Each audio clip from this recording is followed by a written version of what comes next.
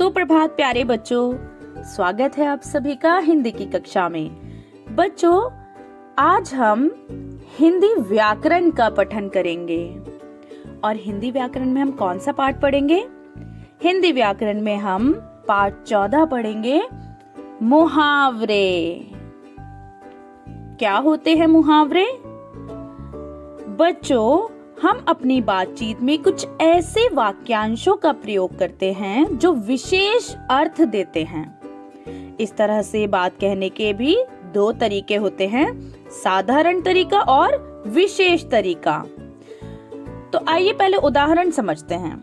जैसे कोई बात हमने साधारण तरीके से कही है कि रोहित को बहुत गुस्सा आ रहा है, और एक हमने विशेष तरीके से कही है रोहित आपे से बाहर हो रहा है। आपे से बाहर, ठीक है, आपे से बाहर हो रहा है वो। तो एक तो हमने साधारण तरीके से कही है कि रोहित को बहुत गुस्सा आ रहा है, और एक हमने कहा विशेष तरीके से रोहित आपे से बाहर हो रहा है। दूसरा हमने साधारण तरीके से कहा पुलिस को देखते ही चोर भाग गया, और विशेष तरीके में हमने कहा पुलिस को देखते ही चोर 9-2-11 हो गया। 9-2-11 हो गया मतलब चोर भाग गया। तो साधारण तरीके से तो हमने कहा चोर भाग गया, और विशेष तरीके से हमने कहा कि चोर 9-2-11 हो गया। तो जो ये विशेष होते हैं, ठीक है, इस प्रकार ये विशेष कथन भाषा को रोचक बना देते हैं, यानी इंटरेस्टिंग बना देते हैं। इंटरेस्टिंग लग रहा है ना, आपे से बाहर होना, चोर 9-2-11 हो गया, कुछ अलग लगा, है ना। साधारण तरीके से नहीं कहा गया, विशेष तरीके से कहा गया, तो रोचक हो गया, मींस इंटरेस्टिंग हो गया। इंटरेस्टिंग होने से क्या होता है कि सुनने और पढ़ने में बोरिंग फील नहीं करते हैं, है ना, नीरसता नहीं आती। मुहावरा वाक्य का अंश होता है, ठीक है। मुहावरा क्या होता है? वाक्य का अंश होता है। कुछ मुहावरे तथा उनका वाक्य में प्रयोग अब हम पढ़ेंगे, तो इससे आपको बिल्कुल क्लियर हो जाएगा, अच्छे से समझ आ जाएगा कि मुहावरे किन्हें कहते हैं। आपने ऊपर तो पढ़ा है कि एक बात को साधारण तरीके से कह देना और उसी बात को विशेष तरीके से कह देना। तो जब हम विशेष तरीके से कहेंगे तो उस वाक्य का जो हमने विशेष तरीके से कहा है, तो वो अंश, वाक्य का वो अंश मुहावरा कहलाएगा, यानी वो हिस्सा मुहावरा कहलाएगा जिसे हमने विशेष तरीके से प्रयोग किया है, ठीक है। अंग अंग ढीला होना मतलब बहुत थक जाना। एक तो हम कह देते हैं आज मैं बहुत थक गया हूँ, और हमने विशेष तरीके से क्या कहा? दिल्ली की यात्रा करने से मेरा अंग अंग ढीला हो गया, यानी मैं बहुत थक गया। एक तो साधारण तरीके से कह दिया दिल्ली की यात्रा करने से मैं बहुत थक गया, दिल्ली की यात्रा करने से मेरा अंग अंग ढीला हो गया। तो इस वाक्य में जो विशेष तरीके से हमने वाक्य में अंश का प्रयोग किया है वो है अंग अंग ढीला होना, ठीक है। तो मुहावरा क्या होता है? वाक्य का ही अंश होता है, ठीक है, जिसे हम विशेष रूप में प्रयोग करते हैं। अंगूठा दिखाना। अंगूठा दिखाना मतलब अपमान पूर्वक मना करना। वाक्य में प्रयोग, पैसों की जरूरत पड़ने पर मारिया ने अंगूठा दिखा दिया, यानी अपमान पूर्वक मना कर दिया। जब पैसों की जरूरत हुई तो मारिया ने अपमान पूर्वक मना कर दिया, ठीक है, कह दिया मेरे पास नहीं है, मना कर दिया। और एक हमने मुहावरे का प्रयोग करके विशेष तरीके से इस बात को कहा, पैसों की जरूरत पड़ने पर मारिया ने अंगूठा दिखा दिया। पढ़ने में और सुनने में इंटरेस्टिंग भी लग रहा है, रोचक लग रहा है। तो इसे पढ़ने से, इस तरह के वाक्यों का प्रयोग करने से इंटरेस्टिंग लगता है, मजा आता है, ठीक है, बोरिंग फील नहीं कर पाओगे। अंधे की लकड़ी।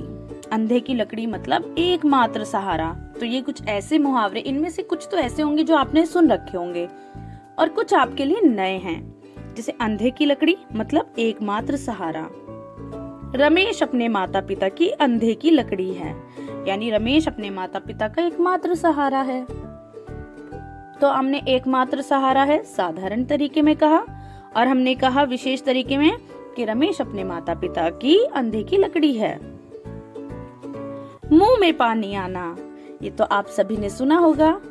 मुंह में पानी आना मतलब ललचा जाना। किसी चीज को देख के मुंह में पानी आ जाता है, मन करता है उसको खाने का, है ना, तो मन ललचा जाता है। मिठाइयाँ देखते ही निधि के मुंह में पानी आ गया। एक तो हमने साधारण तरीके से हम कह सकते हैं कि मिठाइयाँ देखते ही निधि का मन ललचा गया, ठीक है। और हमने विशेष तरीके से क्या कहा, मिठाइयाँ देखते ही निधि के मुंह में पानी आ गया। आंख का तारा यानी बहुत प्यारा। सुनील अपने माता पिता की आंखों का तारा है। आप अपने लिए भी इस वाक्य को प्रयोग कर सकते हैं कि मैं अपने माता पिता की आंखों का तारा हूँ, यानी मैं अपने माता पिता को बहुत प्यारा हूँ।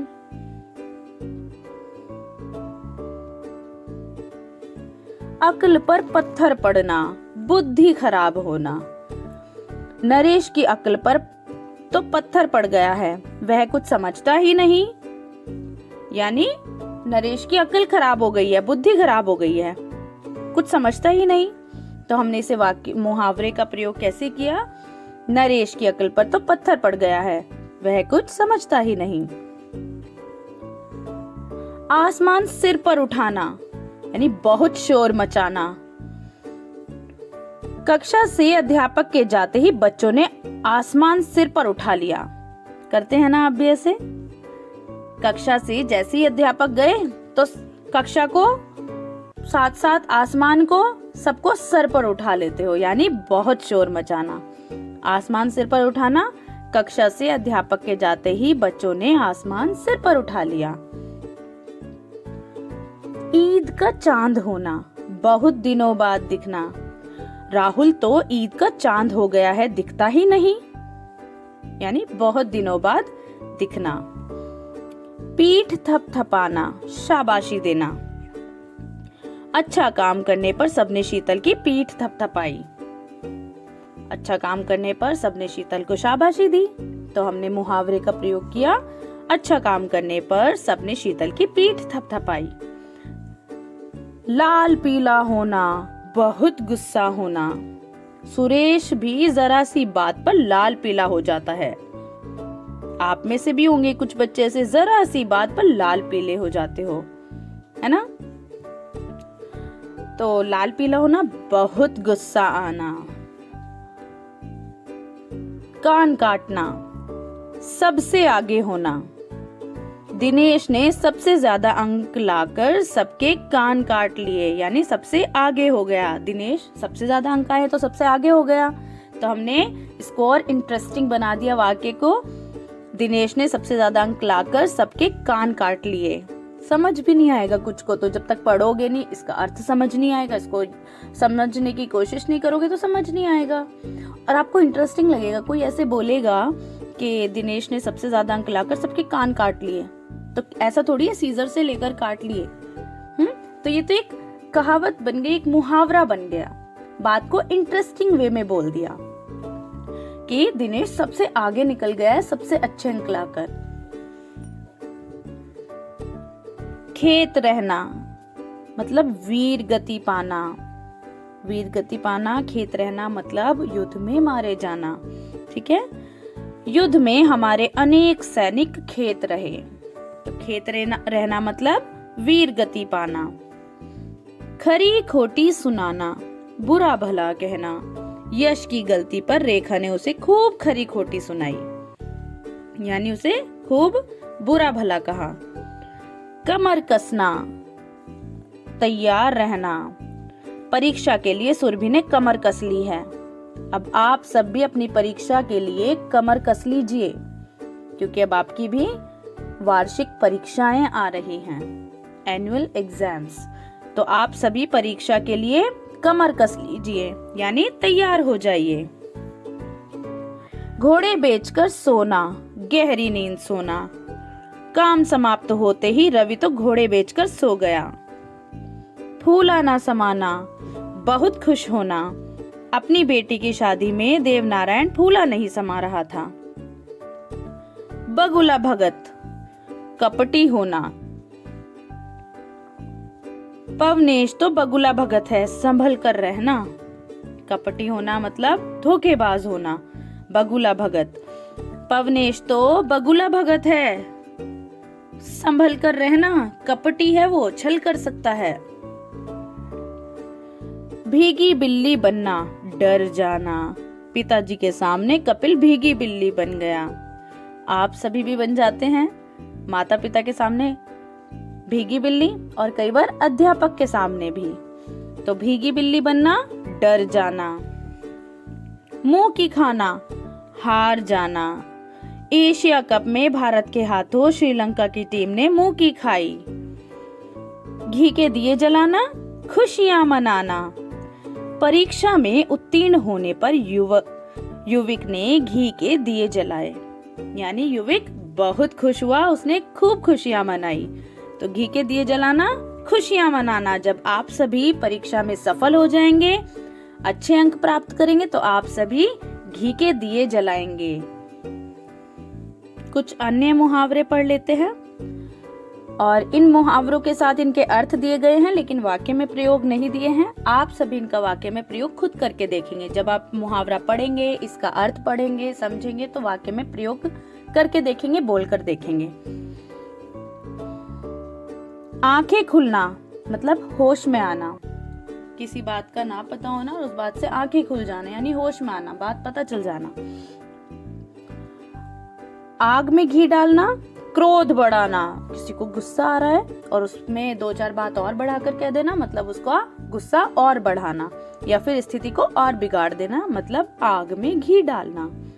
8 आंसू रोना, बुरी तरह पछताना। आस्तीन का सांप, कपटी मित्र होना, मतलब धोखेबाज मित्र होना। उल्टी गंगा बहना, मतलब स्थापित व्यवस्था के विपरीत कार्य करना। स्थापित व्यवस्था है, जो व्यवस्था है जो जैसे होता है उसके विपरीत कार्य करना, यानी उल्टी गंगा बहना। एक कहावत की तरह कहा जाता है, उल्टी गंगा बहना। कंधे से कंधा मिलाना, एक दूसरे की सहायता करना। कलेजे का टुकड़ा होना, बहुत प्रिय होना। खून पसीना एक करना, कठिन परिश्रम करना। गाल बजाना, झूठी डींग हाँकना, यानी झूठी झूठी बात बढ़ा चढ़ा के डींग मारना, बताना। गोलमाल करना, गड़बड़ करना। छक्के छुड़ाना, बुरी तरह हराना। छोटा मुंह बड़ी बात, सामर्थ्य यानी सीमा से अधिक बोलना। छोटा मुंह बड़ी बात यानी अपनी सीमा से अधिक बोलना। दांत खट्टे करना, बुरी तरह हराना। मुंह फुलाना, नाराज होना।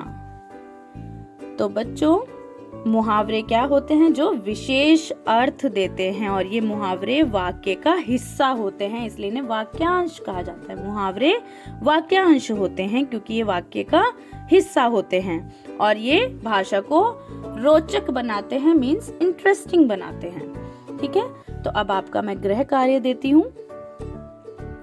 सबसे पहले तो आप ये सभी मुहावरे खुद से पढ़कर देखेंगे, और जो आपको वाक्य में प्रयोग दिया गया है आप उससे अलग एक एक वाक्य बनाकर देखेंगे। ठीक है, एक एक वाक्य जरूर बनाएंगे, उससे अलग जो बुक में दिया है उससे अलग नया वाक्य आप बनाएंगे। ठीक है, जब मुहावरा समझ आ जाए। सारे मुहावरे पढ़ेंगे, सारे अर्थ पढ़ेंगे, जितने वाक्य में प्रयोग दिए गए हैं वो सब आप पहले पढ़ेंगे, समझेंगे। उसके बाद आप ये गृह कार्य करेंगे। सभी मुहावरे याद करो व कोई 20 मुहावरे छांटकर हिंदी व्याकरण कॉपी में लिखो। याद आपको सारे मुहावरे करने, एग्जाम में कुछ भी आ सकता है, कोई भी मुहावरा, कोई भी वाक्य में प्रयोग, किसी का भी अर्थ, कुछ भी आ सकता है। लेकिन आपको हिंदी व्याकरण कॉपी में सारे नहीं लिखने। कोई भी 20 जो आपको डिफिकल्ट लग रहे हैं, कठिन लग रहे हैं, वो आप प्रैक्टिस के लिए लिखेंगे। ठीक है, कोई भी 20 मुहावरे जो आपको कठिन लगे वो आप हिंदी व्याकरण की कॉपी में लिखेंगे, बहुत सुंदर लेख में। धन्यवाद बच्चों, हंसते मुस्कुराते रहिए।